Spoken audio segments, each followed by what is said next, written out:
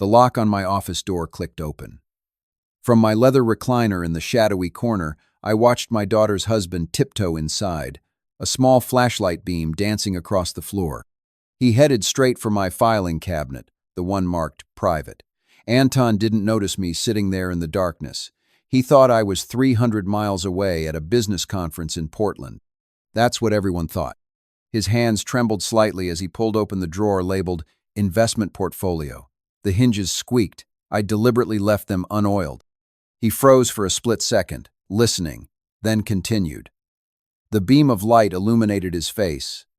A mixture of greed and anticipation gleamed in his eyes. "Looking for something?" I asked quietly. The flashlight clattered to the floor. Anton spun around, his mouth hanging open. I reached over and switched on my desk lamp. Light flooded the room, revealing the contents of the drawer he'd opened. Not business files, but hundreds of surveillance photos. Him shaking hands with my biggest competitor outside a downtown hotel. Him passing manila envelopes in a parking garage. Him laughing over expensive whiskey with the man who'd been trying to destroy my business for 20 years. These aren't what they look like," he stammered. I stood up slowly, my knees protesting the movement. "Then what exactly do they look like, Anton?" His eyes darted to the door, calculating his escape. But there was nowhere to run from what I'd discovered. What happened next would change everything. Not just for Anton, but for my daughter, my company, and the legacy I'd spent 47 years building. Before I continue this story, I need to ask something. Many of you listen to these stories without hitting that like button or subscribing. Do that right now. Because after hearing what happens next, you won't want to miss any of our future uploads. Trust me, this old man's revenge is something you need to hear through to the end. My name is Thaddeus Emery. Most people call me Thad. At 72, I've got more metal in my left knee than cartilage, and I need reading glasses to see anything smaller than a highway billboard. But my mind, sharp as ever. Had to be, to build evergreen distribution from nothing but a single delivery truck and a handshake deal with a lumber supplier back in 1976.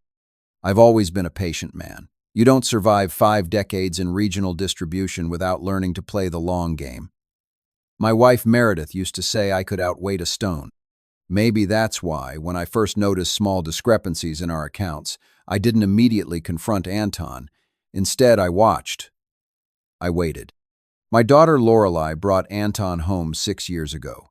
She'd met him at a charity event, some fancy wine tasting for the children's hospital where she volunteered. He was charming, well-spoken, with a background in financial analysis, and a smile that seemed to make my usually level-headed daughter melt. They married 11 months later. "He's the one, Dad," she told me, her eyes bright with the kind of certainty only youth provides. "He understands me." I wanted to believe her. After losing Meredith to cancer 3 years earlier, seeing Lorelei happy gave me purpose. So when Anton expressed interest in joining the family business, I welcomed him. Started him in sales, then moved him to operations, then finance. I taught him everything: our supplier networks, pricing strategies, client relationships built over decades. I showed him the old-school handshake deals that still meant something in our industry and the modern analytics that kept us competitive. "You've got a sharp mind for this," I told him one evening as we reviewed quarterly projections. "Reminds me of myself, at your age." He beamed with pride. "That means a lot coming from you, Thad." I was grooming him to take over. Planning my retirement. Ready to hand over my life's work to the man my daughter loved. The first sign something was wrong came when Palmer Woodworks, a client we'd had for 22 years, suddenly canceled their contract. Their purchasing manager, Beatrice, called me personally. "Thad, I'm sorry, but we're going with Ridgeline Supply. They somehow matched your pricing exactly, then undercut you by 2%. Said they knew all about our volume requirements too. Only 5 people in my company knew Palmer's exact pricing structure. Anton was one of them." I confronted him casually over lunch. "Strange about Palmer Woodworks, don't you think?" Ridgeline, knowing our numbers so precisely? He shrugged, taking a bite of his sandwich. Industry's full of leaks. Could have been anyone. Their accountant, their warehouse manager. People talk. His explanation made sense. But 2 weeks later, we lost Cooper Building Supply. Then Northland Contractors. Each time, the same story. Ridgeline had matched our confidential pricing exactly, then offered just enough discount to steal the account. We've got a problem, I told Anton during an emergency meeting. Either someone's hacked our system, or we've got a leak. Maybe it's time to modernize, he suggested. Your filing system is practically ancient, Thad. Everything's on paper, locked in cabinets. We should digitize, use encryption. Lorelei agreed with him. Dad, Anton's right. You can't keep running things like it's still 1985. I nodded, appearing to consider their suggestion. But something felt wrong. The only accounts we were losing were ones Anton had recently reviewed. Then my old friend Harvey called. Harvey owns a small hardware chain, not a direct competitor, but adjacent to our industry. Thad, thought you should know. Saw your son-in-law having lunch with Edmund Tate yesterday. Edmund Tate, CEO of Ridgeline Supply.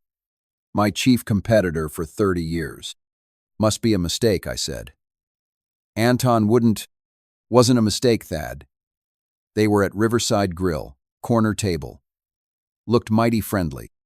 That night, I couldn't sleep. Could be innocent, I reasoned. Maybe they ran into each other. Maybe Anton was trying to win back our lost accounts. Maybe Harvey was mistaken. But the next day, I called Felix Dunn. Felix and I served in Vietnam together. After the war, he went into private investigation while I started my business. We'd helped each other over the years. No contracts, no paperwork, just the understanding between men who'd once trusted each other with their lives. Need you to watch someone for me, I said. Discreetly. Family, Felix asked, instantly understanding the gravity. Yes, my son-in-law. The next 3 weeks were the longest of my life. I went about business as usual, smiled at Anton across the conference table, had Sunday dinners with him and Lorelei, all while Felix documented every move Anton made outside work hours. The manila envelope arrived via courier. Inside were dozens of photos. Anton entering Ridgeline's headquarters through a side door. Anton meeting Edmund Tate at a lakeside cabin. Anton handing over what looked like our client files to someone I recognized as Ridgeline's head of sales. My hands shook as I spread the photos across my desk. The betrayal wasn't just business, it was personal. This man had married my daughter, eaten at my table, called me dad at family gatherings, and all while he was systematically dismantling everything I'd built. I locked the photos away and added a hidden camera to my office. Then I announced a business trip to Portland, our annual suppliers conference. Except, I never left town. Instead, I waited in my home office. Lights off, knowing Anton wouldn't be able to resist the opportunity. And now here we were. Him standing frozen by my filing cabinet. Me with irrefutable evidence of his betrayal. Sit down, I said, gesturing to the chair across from my desk. I can explain, he said, his voice steady despite the sweat beading on his forehead. I'm sure you can. You've always been good with explanations, Anton. Like when you explained how Ridgeline could have learned our pricing from industry leaks, or when you explained that the missing client files were probably misplaced during cleaning. He sat down, straightening his shoulders. You don't understand the industry anymore, Thad. It's changing. Evergreen is stuck in the past. I've been trying to modernize, to save the company. But you resist every suggestion I make. By selling our client list to Ridgeline, I pushed a photo across the desk. Him and Edmund Tate, heads together over documents clearly marked with our company logo. It's not what it looks like, he insisted. I've been gathering intelligence on them, trying to figure out their strategy. I leaned forward. Stop lying, Anton. I have recordings too. Want to hear yourself explaining our distribution routes to Ridgeline's logistics team? Or maybe the part where you tell Edmund how much my daughter stands to inherit when I die. His face went pale. Does Lorelei know about this? Not yet. Relief flooded his features. Then calculation. She won't believe you. You know that, right? She thinks you're becoming paranoid in your old age. Just last week, she was saying how worried she is about your memory, how you sometimes confuse details. The words hit like a physical blow. Had my own daughter been discussing my mental decline? Or was this another of Anton's manipulations? Get out of my house, I said quietly. But know this, I'm not done. Not by a long shot. He stood, straightening his jacket. Be careful, Thad. This could tear your family apart. Is that what you want? To die alone? With your daughter hating you? After he left, I sat in the darkness for a long time. The grandfather clock in the hallway ticked away the minutes. Outside, a summer storm rolled in, lightning occasionally illuminating my office. The photos were still spread across my desk. Physical proof of Anton's duplicity. But would it be enough? Anton was right about one thing. This could destroy my relationship with Lorelei. She adored him, trusted him. If I forced her to choose between her father and her husband, I might lose her forever. My phone buzzed. A text from Felix. Got the audio from Tate's cabin. It's worse than we thought. Call me. I pressed the call button, my heart pounding. What did you find? Felix's gruff voice came through the speaker. Tate's planning a hostile takeover. They've been buying up your company's debt through shell corporations. Anton's been helping them identify your weakest points. But that's not all. I closed my eyes, bracing myself. Tell me. Anton's been skimming from the company accounts. Small amounts from different clients, adding up to about $500,000 over the past 2 years. He's got it stashed in an offshore account. And Thad, he's been recording your conversations, editing them to make you sound confused, even senile. The room seemed to tilt. Why? What's his endgame? From what we can piece together, he wants control of Evergreen. Lorelei would inherit your majority stake. If you were deemed mentally incompetent, she'd gain control now rather than later. And as her husband, he'd run everything, I finished. And then sell us out to Ridgeline. Exactly. But there's something else you should know, something about Lorelei. My grip tightened on the phone. What about her? She might already suspect something's wrong. Last Tuesday, Anton told her he was at a client dinner. But my surveillance shows him meeting with a woman at the Lakeside Hotel. They got a room. Stayed for 3 hours. The betrayal deepened like a knife twisting in my gut. Not only was Anton stealing my company, but he was cheating on my daughter, the only family I had left. Send me everything you have, I said. Every photo, every recording. I need to decide what to do next. After hanging up, I stared at the wall of family photos opposite my desk. Lorelei's graduation, her wedding day, Meredith and me on our 40th anniversary, just months before the cancer diagnosis. A lifetime of building, a family, a business, a legacy, and now a snake had slithered into our midst, poisoning everything. I picked up the photo of Lorelei and Anton on their wedding day, his arm around her waist, both smiling broadly at the camera. Had he been planning this even then? How long had the betrayal been in motion? The storm outside intensified, rain lashing against the windows. Thunder boomed, shaking the glass in its frames. Nature's fury matched the storm building inside me. In that moment, I made my decision. Anton had declared war on everything I held dear. He thought he was facing a tired old man, too sentimental and weak to fight back, too concerned with keeping peace in the family. He had severely underestimated me. I picked up my phone again and dialed a number I hadn't used in years. It rang 3 times before a woman answered. Agnes Lowell's office. This is Thaddeus Emery. I need to speak with Agnes. Mr. Emery, it's been ages. Let me see if she's available. While I waited, I flipped through the surveillance photos again, each one a piece of evidence, each one a reason for what I was about to set in motion. Thaddeus? Agnes's crisp voice came through the phone. To what do I owe this pleasure after all these years? Agnes, I need your particular expertise. It's a delicate situation involving my family business. I see. Agnes Lowell, the most feared corporate attorney in the state, had represented me decades ago when a supplier tried to breach our contract. She'd destroyed them so thoroughly they'd had to sell their assets and leave the industry.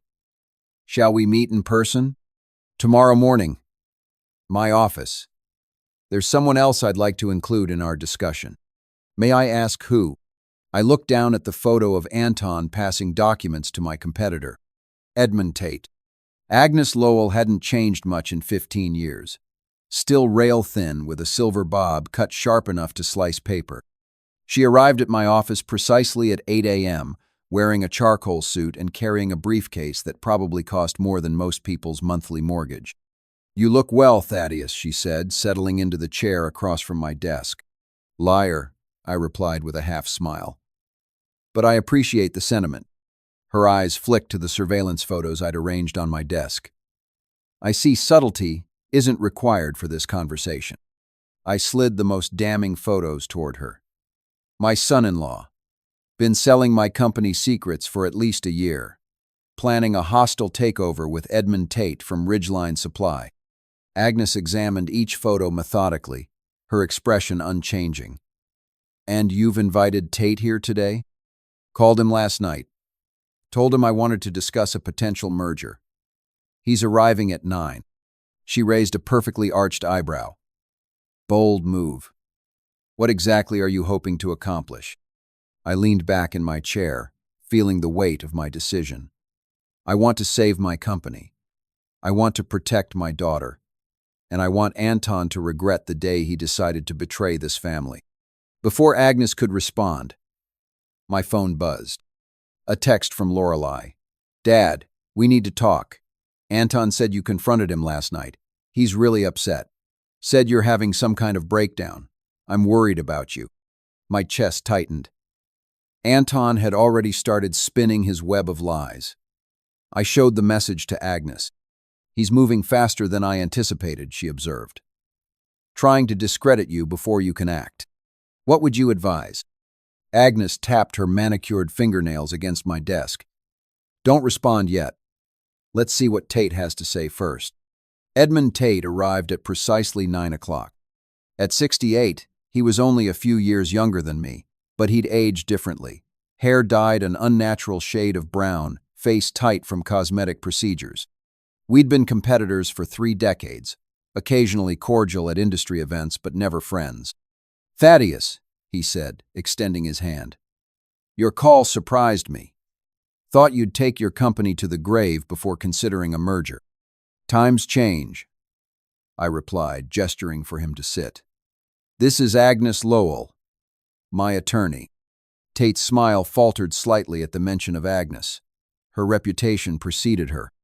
I wasn't aware this was a legal discussion, he said, suddenly cautious. It wasn't supposed to be, I replied. Until I discovered you've been conspiring with my son-in-law to steal my company. The color drained from Tate's face. He glanced at the door, as if calculating his escape route. That's absurd. I barely know your son-in-law. Without a word, I pressed play on my computer. Anton's voice filled the room. Thad has no idea. The old man still keeps everything on paper. Once we push him out, citing cognitive decline, Lorelei inherits. As her husband, I'll have control, and we can move forward with the sale to Ridgeline as planned. Tate's voice followed. And she suspects nothing? She thinks her father's becoming paranoid. I've been planting that seed for months. I stopped the recording. The silence in the room was deafening. There's an hour more of that, I said quietly. Plus documented evidence of industrial espionage, price fixing, and conspiracy. Enough to interest not just civil courts, but federal prosecutors. Tate's hands gripped the armrests of his chair. What do you want? Agnes opened her briefcase and removed a document. Mr. Emery is prepared to keep this matter private, under certain conditions.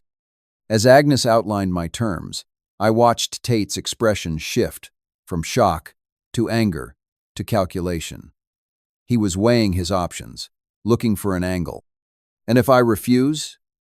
he finally asked. I leaned forward. "Then by noon today, these recordings will be in the hands of the FBI's White-Collar Crime Division, the State Attorney General, and every one of your board members."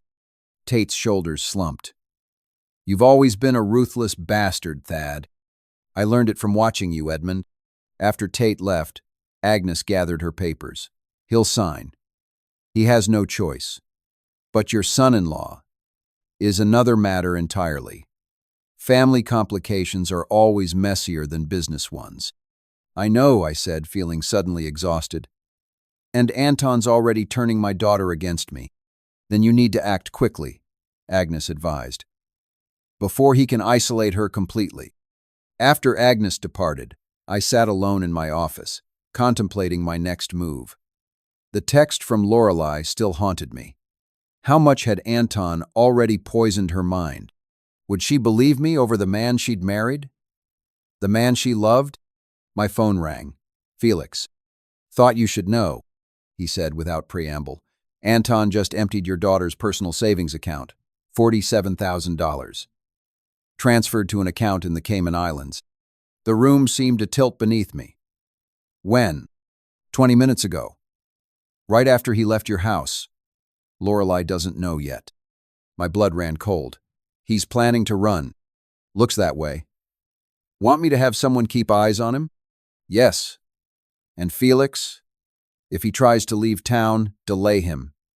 Any means necessary." I hung up and immediately dialed Lorelei's number. It went straight to voicemail. I tried again. Same result. Either her phone was off or she was deliberately avoiding my calls. I grabbed my car keys. I needed to find my daughter before Anton could vanish with her money, or worse, convince her to go with him. The drive to Lorelei's house took 20 agonizing minutes. Every red light felt like an eternity. Every slow driver, an obstacle between me and my daughter. By the time I pulled into her driveway, my hands were shaking. Her car was there. So was Anton's. I rang the doorbell, then pounded on the door when no one answered. Finally, the door swung open. Lorelei stood there, eyes red-rimmed from crying. "Dad, what are you doing here?" "We need to talk. It's urgent." She hesitated, then stepped back to let me in. "Anton's not here. He left for work early." I glanced at his car in the driveway but said nothing. The living room was in disarray. Cushions thrown aside, drawers left open. It looked like someone had been searching for something. "What happened here?" I asked. Lorelei wrapped her arms around herself. "Anton was looking for some papers this morning. He seemed upset." "Lorelei, have you checked your bank account today?" Her brow furrowed. "No, why?" "I need you to check it now." Something in my tone must have alarmed her. She picked up her phone, tapped a few times, then froze. The color drained from her face. It's empty." Her voice was barely a whisper. "There was almost $50,000 in there yesterday. Our savings for—" She looked up, confusion giving way to panic. "Dad, what's going on?" I guided her to the couch and sat beside her. "Anton has been stealing from my company, selling our client information to Ridgeline. He's been planning to take control of Evergreen, claiming I'm mentally incompetent." "That's ridiculous," she started. But her protest lacked conviction. "He's been lying to you, sweetheart, about everything. And now he's taken your money and is planning to disappear." She shook her head. "No. There must be some mistake. Anton wouldn't. His car's in the driveway, but you said he left for work. Did he take a ride service?" Confusion flickered across her face. "He said his car was making a strange noise, that he'd called a friend to pick him up." "When did he leave?" "About an hour ago, Dad. You're scaring me." I took her hands in mine. "I have proof of everything I'm telling you. Photos. Recordings. Anton has been betraying both of us. And now he's running. Her phone buzzed. A text message. She glanced down. Then, her face crumpled. "What is it?" I asked. She turned the phone toward me. The message was from Anton. "I'm sorry. Had to leave suddenly. Business emergency in Toronto. Will explain everything when I get back. Don't listen to your father. He's not well. Love you." "He's lying," I said gently. "Call the bank. Ask about the transfer." With trembling hands, she dialed. I watched as she verified her identity, then listened to the bank representative. Her face went from worried to shocked to devastated in the span of 30 seconds. "When was the transfer made?" she asked, her voice hollow. After listening to the answer, she thanked the representative and hung up. "This morning," she said, staring at the floor. 8:30, right after he left. I pulled out my phone and showed her the surveillance photos. Anton with Edmund Tate. Anton passing confidential documents. Anton entering a hotel with another woman. She stared at the last photo for a long time. "When was this taken?" "Last Tuesday, when he told you he was at a client dinner." A single tear rolled down her cheek. Then another. "I believed him. About everything. He said you were becoming paranoid, that your memory was slipping, that I needed to prepare for you to step down from the company." The betrayal in her voice cut me to the core. Not just Anton's betrayal of her, but my failure to protect her from it. "We'll find him," I promised. "He won't get away with this." Her eyes hardened. "No, he won't." For the next 48 hours, we worked with Felix to track Anton's movements. He'd flown to Toronto, as his text suggested. But from there, he'd taken a connecting flight to Grand Cayman. Felix's contacts in banking confirmed that Anton had been moving money through a series of offshore accounts for months, not just Lorelei's savings, but nearly $500,000 skimmed from Evergreen's accounts. "He's staying at the Seabreeze Resort," Felix reported. "Registered under the name Alexander Petrov. He's got a reservation for 1 week." 1 week, I mused. He's waiting for something. Lorelei, who had barely spoken since discovering Anton's deception, suddenly looked up. "The quarterly transfer," she said. "The company moves funds to our operational account every quarter. That's scheduled for next Tuesday. It's over $2 million. I exchanged a look with Felix. "He still has access to those accounts?" "As CFO, yes," Lorelei confirmed. "We'd need to get the board's approval to remove him. And that takes time. Unless," Felix interjected, "we have evidence of criminal activity. Then we can freeze the accounts immediately." I pulled out my phone and dialed Agnes Lowell. "I need an emergency injunction," I explained after briefing her on the situation. "And I need it today." "Leave it to me," Agnes replied.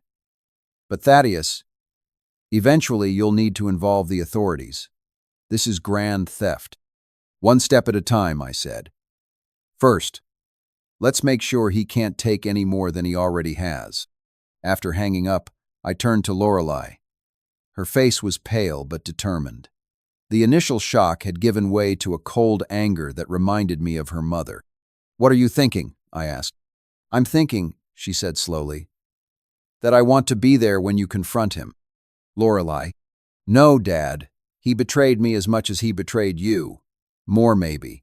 I deserve to look him in the eye when it all comes crashing down." I couldn't argue with that.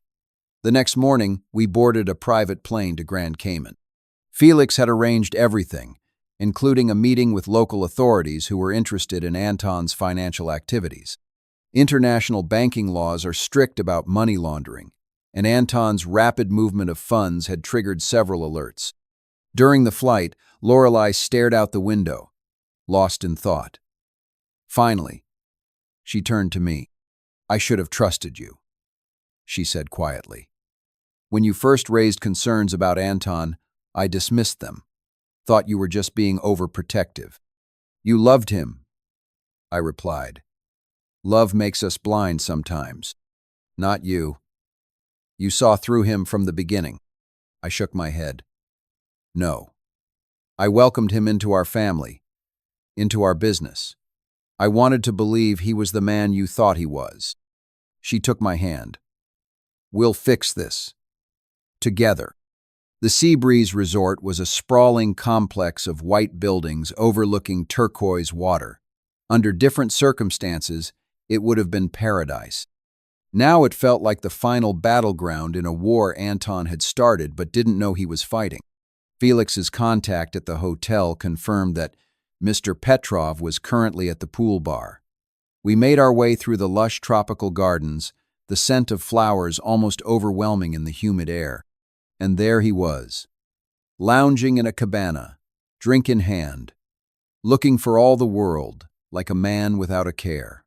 The sight of him, so relaxed, while our lives were in chaos, made my blood boil. Lorelei gripped my arm. Let me, she whispered. She walked ahead, her steps purposeful. I followed a few paces behind, close enough to intervene if needed, but giving her the space to confront her husband on her own terms. Anton didn't notice her approaching.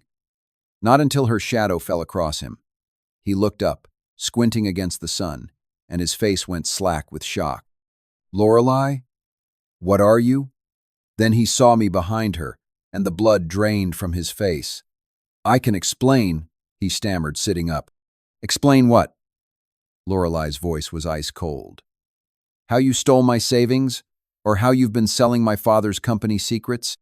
Or maybe how you spent last Tuesday night with another woman while telling me you were at a client dinner. Anton's eyes darted around, looking for an escape route, but the local authorities Felix had contacted were strategically positioned at all exits from the pool area. There was nowhere to run. It's not what you think, he tried again. Then what is it, Anton? I asked, stepping forward. Because from where I'm standing it looks like theft, fraud, and betrayal. He stood up, straightening his shoulders. You never respected me, Thad. Never saw my true value. I had to take matters into my own hands. By stealing from us? Lorelei's voice cracked with emotion. By lying to me every day for years? I did it for us, he insisted. For our future. Our future? She laughed bitterly. There is no use anymore, Anton. There's just you, alone, facing the consequences of your actions. She turned to walk away, but Anton grabbed her arm. You can't leave me. You don't understand what's at stake. I stepped between them, removing his hand from her arm with a grip that made him wince. Don't touch my daughter again. The authorities moved in then, surrounding Anton. The lead officer, a stern-faced woman in a crisp uniform, addressed him. Mr. Petrov, or should I say, Mr. Petrov. Anton Kellner, we have some questions about recent financial transactions you've made. Anton's face contorted with fury. He pointed at me, his hand shaking. This isn't over, old man. You think you've won? You have no idea what's coming. As they led him away, Lorelei turned to me, her eyes wet with unshed tears. Is it over? I put my arm around her shoulders. Almost. But I knew Anton was right about one thing. This wasn't over. Not yet. The real reckoning was still to come. 3 days later, we were back in the States. Anton remained in Grand Cayman, tangled in a web of international banking regulations and fraud investigations. His attempts to move the stolen money had triggered multiple red flags in the banking system. What he'd thought was a clever financial scheme had turned into a legal nightmare. I sat across from Agnes Lowell in my office, reviewing the damage assessment. Lorelei stood by the window, watching rain streak down the glass. The good news, Agnes said, shuffling through papers, is that we've recovered most of the funds. The bad news is that the reputation damage to Evergreen will take time to repair. And the charges against Anton, I asked? Multiple counts of wire fraud, embezzlement, industrial espionage. The prosecutors are building a solid case. With the evidence you've provided, he's looking at a minimum of 15 years. Lorelei turned from the window. What about the deal with Ridgeline? With Edmund Tate. Agnes smiled thinly. Mr. Tate has become remarkably cooperative since our meeting. He signed the agreement, acknowledging his role in the conspiracy, and has agreed to testify against Anton in exchange for immunity. So Tate walks away clean, Lorelei said bitterly. Not exactly, I interjected. The agreement includes Ridgeline paying substantial damages to Evergreen, plus returning all clients they acquired using our stolen information. Their board of directors has also asked for Tate's resignation. Agnes closed her briefcase with a snap. I'd call that a win, considering the alternatives. After she left, Lorelei took the seat across from me. She looked exhausted, dark circles under her eyes, betraying sleepless nights. What happens now, Dad? I reached across the desk to take her hand. We rebuild. Together. The following weeks were a blur of activity. Board meetings. Client reassurances. Press statements carefully crafted to minimize damage to our reputation. Through it all, Lorelei stood beside me, stepping into a leadership role with a determination that made my chest swell with pride. She filed for divorce, a process complicated by Anton's incarceration abroad. The pain was evident in her eyes, but so was a newfound strength. She'd been tested by fire and emerged tempered, not broken. One evening, as we worked late in my office, she looked up from her laptop. You never told me how you knew. About Anton. What first made you suspicious? I leaned back in my chair, considering the question. Little things. Inconsistencies in his stories. Client meetings that ran too long. Phone calls he'd take outside. But mostly, it was something your mother used to say. What was that? Trust but verify. Meredith was always better at reading people than I was. She taught me to pay attention to actions, not words. Lorelei smiled sadly. I wish she were here. She is in a way, I replied, glancing at the photo on my desk. Every time you show that same stubborn determination she had. A month after Anton's arrest, I received a call from Felix. They're transferring him back to the States tomorrow. Federal marshals will take custody at the airport.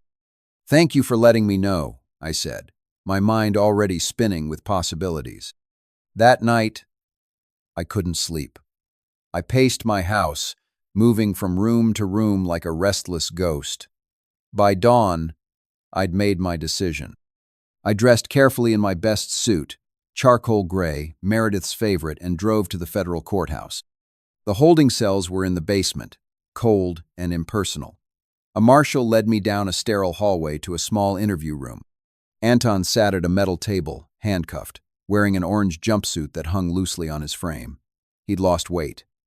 His carefully styled hair had grown out, revealing gray roots. He looked up as I entered, surprise flashing across his face before hardening into defiance. Come to gloat, old man. I sat across from him, placing my briefcase on the table between us. No. I came to make you an offer. Suspicion replaced defiance. What kind of offer? A choice. 2 paths forward. I opened my briefcase and removed a folder. Path 1. I testify against you at trial. I bring every piece of evidence, every recording, every photograph. I make sure every client you betrayed knows exactly what you did. I use every connection I've built over 47 years to ensure you serve the maximum sentence in the least comfortable federal prison available. Anton's jaw tightened. And path 2. I placed a second folder beside the first. I speak to the prosecutor about your cooperation. Mention your remorse.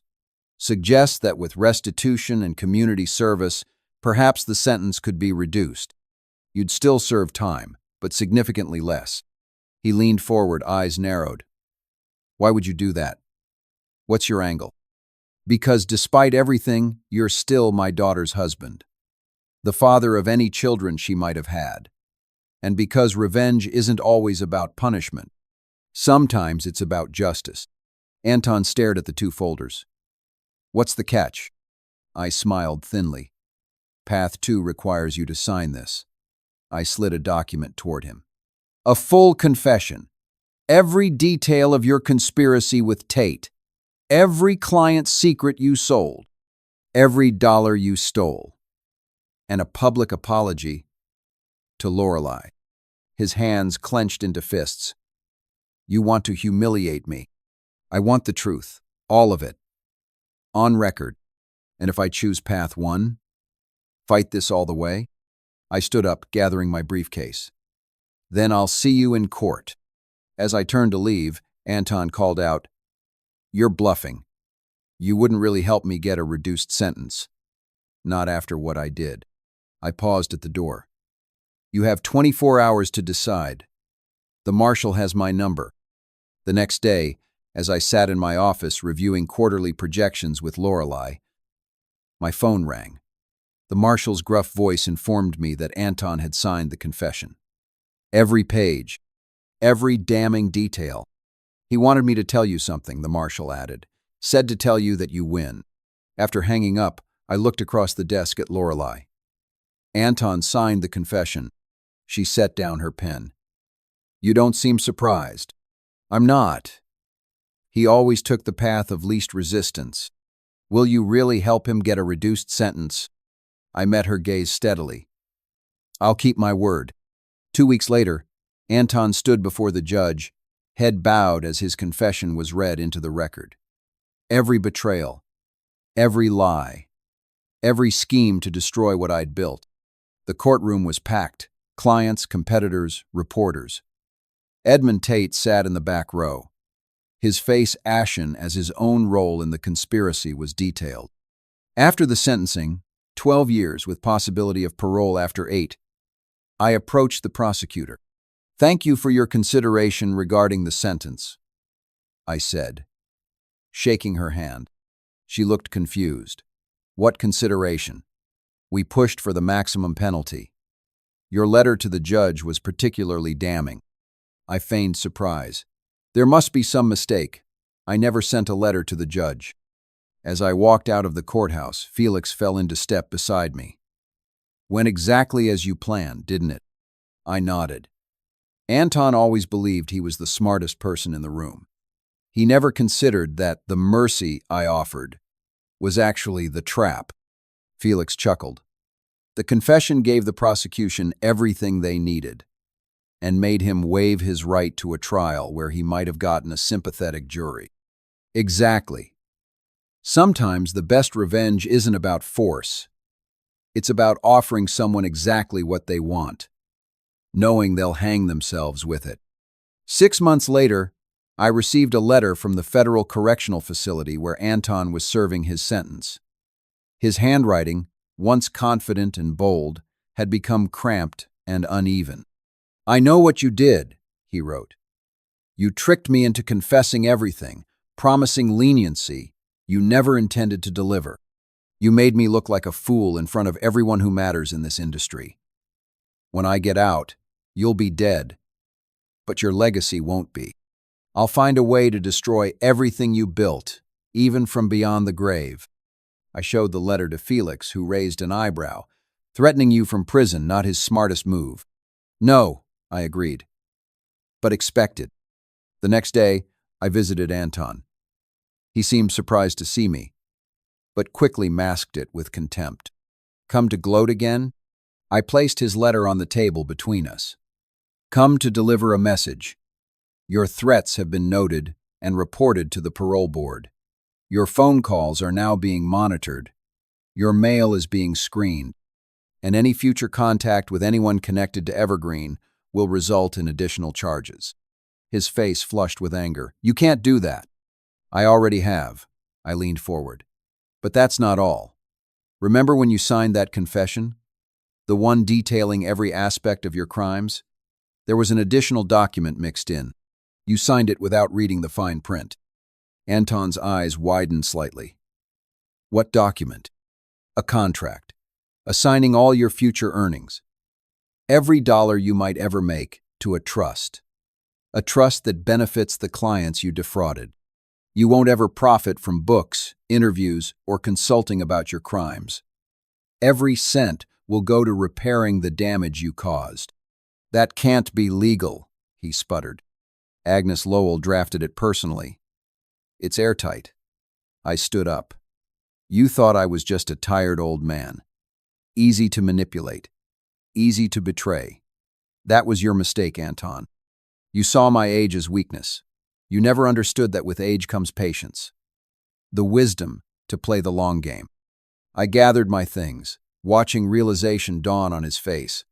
The complete understanding of how thoroughly he'd been outmaneuvered. This was your plan all along, he said quietly.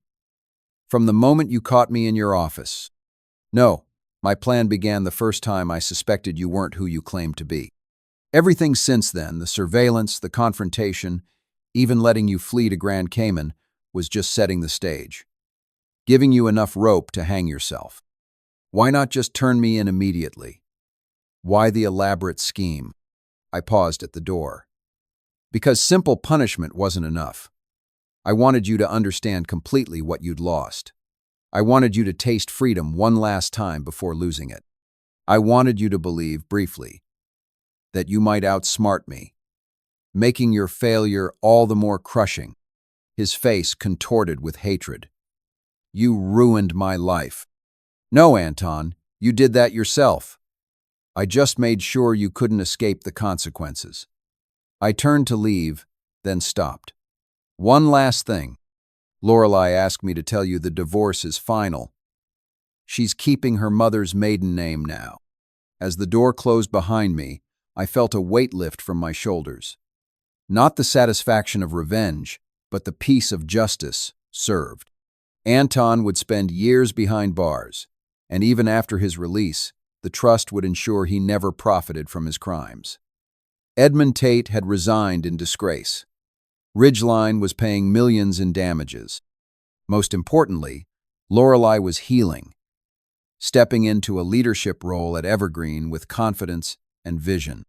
That evening, as Lorelei and I shared dinner at my house, she raised her glass. To new beginnings. I clinked my glass against hers. And to your mother. She would be proud of you. Of us, Lorelei corrected. We did this together. Looking at my daughter, strong, resilient, unbowed by betrayal, I knew she was right. Anton had tried to destroy everything I valued. But instead, he'd inadvertently strengthened the bond between Lorelei and me. He'd tried to steal my company, but instead, he'd ensured its future in my daughter's capable hands. Sometimes, the most satisfying revenge isn't what you do to your enemy. It's what you build from the ashes of their betrayal. If you've stayed with me through this story, you understand something powerful about justice and patience. The old saying that revenge is a dish best served cold, there's truth in that. But what's even more satisfying is watching someone who thought they were the predator slowly realize they were always the prey. If this story resonated with you, take a moment to like and subscribe.